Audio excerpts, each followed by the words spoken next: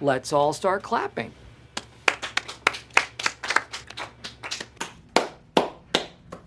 I don't know what that was, but hello everyone, it is I, Public Studs. Welcome back to Ask the Stud, episode 13. Now, last episode you guys absolutely loved with all the meme integrations and stuff, so tell me what you think about that in the comments below. I'm going to be including more of that in this video. I'm so excited! But yeah, basically, for those who don't know the rules, I answer your guys' questions on this episode. We are going to be discussing everything from if LEGO will make a Captain Rex YWing, to did LEGO want the UCS Gunship to fail, how many clone per minifigure packs to buy, and so much more. So we're gonna get right on into it, and if you happen to like LEGO Star Wars, then remember to hit that big red subscribe button. We are going for 30,000 subs, and I am bringing daily LEGO Star Wars related content, so every press of that button means the world to me.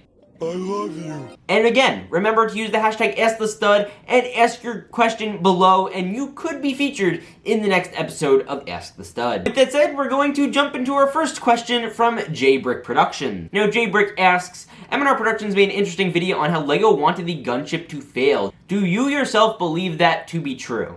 Well, my answer's a little complicated. Yes, no, and maybe so. Now, it is not as simple as just saying LEGO wanted this to fail, because that's a really dumb thing to say. This is a product that LEGO has invested millions of dollars into in the same way they do with all of their products, because they released stores nationwide, and LEGO is not going to invest millions of dollars if they openly want a product to fail. I'm not saying that there's some sort of proof of concept thing, but you're not really asking the right question here, and I don't think anyone is really being honest when they say LEGO wanted the gunship to fail. And it would more be the designers. That is the question I think a lot of people are genuinely wondering, because the designers are the ones who don't have as much of a financial incentive. I don't know if they get more or less money based on how sets perform, but I think they do get a say in certainly how much of a set people will buy. So if they make a crappy set, less people are gonna buy it. Have a bigger chunks of corn in my crap!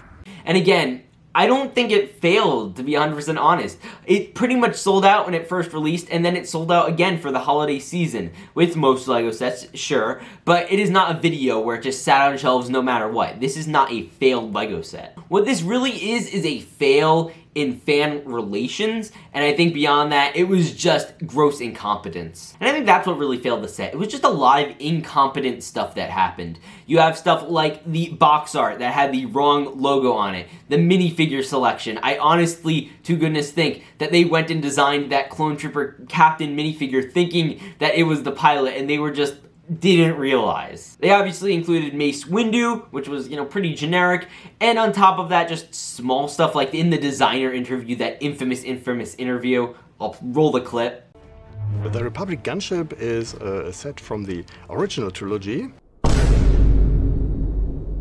One is a clone commander, which also doubles as the pilot of the ship. It was just a lot of incompetence, and obviously the designers clearly have a bias towards original trilogy stuff, so the prequels are certainly not their forte, but if they really wanted this set to fail, then they would have made a bad set. And that is something I'd argue the gunship is far from. It is a absolutely beautiful build. I don't really care what people say. It is a nice set. It looks good. Now, I think a lot of people were expecting with the gunship when they voted for it that didn't end up being the case was they wanted a playscale gunship, realistically. They wanted a gunship they put all their minifigures in that would look really cool and they could fly around in battles.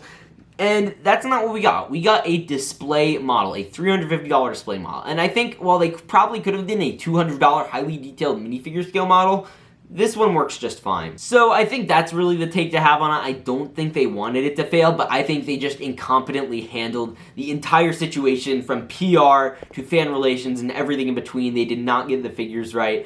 And they screwed up in that regard. So I'll certainly say that, and I think the response to their screwing up was just an even bigger screw up, and it just kind of became this mesh loophole that just turned into a pit of disaster. So I'd say the release failed for sure, but the set itself did not fail. Now next up we have a question from CT4658 Build. Ask the Stud, do you think we could see a return of sequel sets, or were they just too unpopular?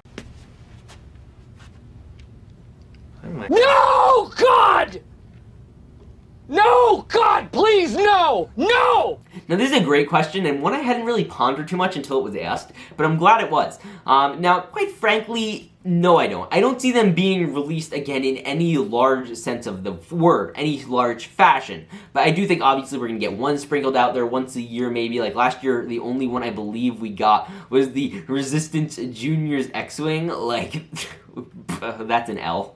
And I'm sure next year we'll probably get a Juniors TIE Fighter, just some pathetic little Resistance style set. And there's a few things they could do from the sequels. There's actually a ton of stuff that I'd still love to see from those movies that they haven't done. But just seeing as they didn't perform well as movies in terms of, fan reception, and in return, that's turning into them not doing as well as Lego sets. Now, again, I don't see Lego's numbers. I don't have an insight on what they do. I'm sure they sold just fine because any Star Wars set pretty much sells better than most Lego sets.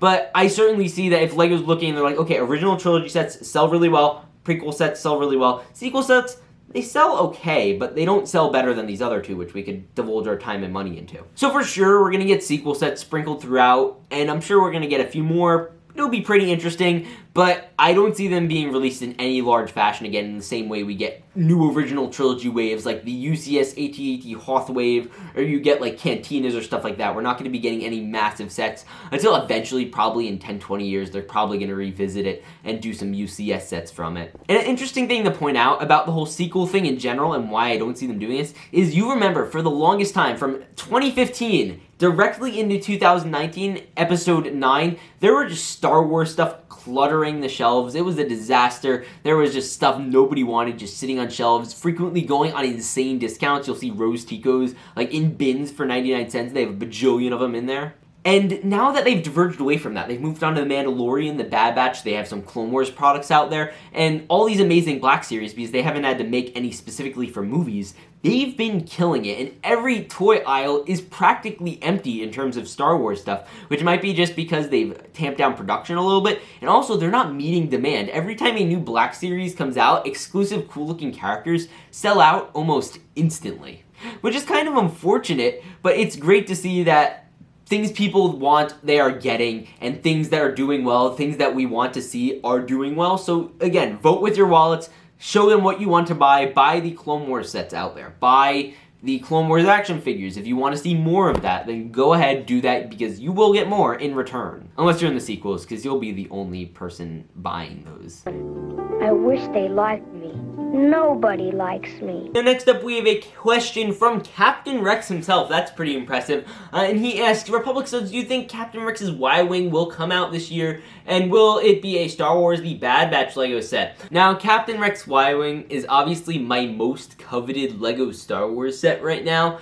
So I hope so. Now, we're going to find out in very short order if this is a thing that we're actually going to be seeing. The rumors are almost certainly going to be coming out within the next 2 to 3 weeks. Ninjago's rumors, in fact, just did come out, so they might even be coming out sooner than we think. So that's something to keep in mind. Keep posted, keep notifications on to find out what's going on with the LEGO Star Wars Wave. I will be the first to bring the news to you. But with that said, let's get into the next question. Now, next up we have a question from Labradata. I don't know how to pronounce his full name, but he says, what is one LEGO Star Wars set you want made, one you want to prevent from ever being made, and one you wouldn't mind being made? Now, first off, one like that I would most want made, that's my dream set currently, is the Captain Rex's Blue Y-Wing Starfighter. That is currently my dream set until, I guess, a later, except some sort of Master Builder Series style Mandalore like the Cantina or something. Now, one I'd like to prevent from ever being made, but it would be pretty funny if it was, would be a buildable Farm Boy Luke character. You guys know they made those Harry Potter buildable character minifigure sets. If they did a Farm Boy Luke of that, that would just be kind of hysterical, but just really kind of awful. And there was actually a rumor going around that that was going to be a set coming out this year, so hey, maybe we'll see. And what is one that you wouldn't mind being made? Now, one I wouldn't mind being made would be, of course, literally anything, but that would be a Bad Batch Elite Trooper Battle Pack. I'd like to get Crosshairs Troopers in a Battle Pack. I just think that would be cool. I don't care if it's 501st style. I don't really care if it's regular Battle Pack style. I don't care. I really kind of want to see those. I wouldn't mind too much. So yeah, those are my answers to that question. Next up, we have a question from Titan Russell. He asks, if I want to collect Lego and about half to display and half to keep in the box, but I have limited funds, would it be better to buy 2 or 3 bigger sets or a bunch of smaller to medium sets?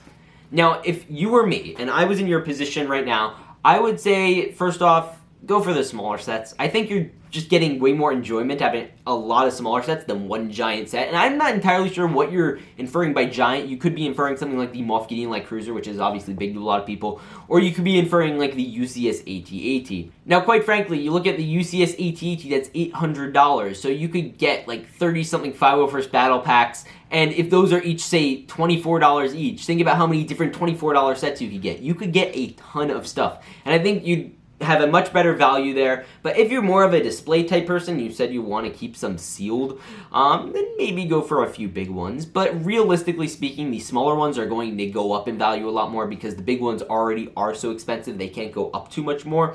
But the small ones are great. I think you should go for that. But really, it's ultimately up to personal choice, so that's going to be your own best guess. Now, next up, we have a thing from my friend Weekly Brix. He says, what if they did an 18-plus quote set of I Have the High Ground? Now, for those who remember, last episode, we did do a whole thing about them doing cool 18-plus sets. I gave my ideas, and I wanted a hello there. Hello there. Now, this would be a high ground one, so... It's over, Anakin! I have the high ground! And I think that would sell better than the hello there set. Now, that might be very true. I would love to see a quote, the high ground set. That would just be fantastic. I agree. There's no other comment I had. I just wanted to put it out there. Now, we have a question from Mocktastic. He asked, how many Clone Trooper Battle Packs would you recommend buying for a smallish but still cool Clone Trooper army? Love the content and keep up the good work. Now, I think for a nice, quaint-sized Clone Trooper army, I think this would get you through a lot. It's totally worth it, and you don't have to spend too much money. But this would be the 16 plain Phase 1 Clone Trooper minifigures. I'm not even counting the yellow one as an army builder. I'm just saying these guys. So you're going to need 16, I think, to have a nice small army. And obviously, it's going to come over time. You don't have to buy them all at once. But it is going to suit your needs. If you do any mocks with them or stuff, it just is going to be cool to look at. You could stock up all your gunships or whatever if they ever do end up doing a gunship with that. And I think it would just work. That's around $120 that will cost. And it's about 8 battle packs, and you're also, again, going to be having 8 of those yellow Clone Trooper Sergeants. So if those ever do get released in the United States of America, which I'm starting to worry about, then yeah, I'd say 16 is a nice number. Maybe get half of them when they first come out, and then just wait, and, you know, you'll slowly accumulate them. And, you know, if you decide you need more, get more. And if you don't like them and you decide you have too many, you can sell them. They always go up in value. Minifigures are great hedge against inflation. They are a great value, so there's no risk in terms of that. Even if you open them. I'm sure they're going to probably stay at $5 to $6 online because they're exclusive to LEGO stores only, so some people have problems getting them.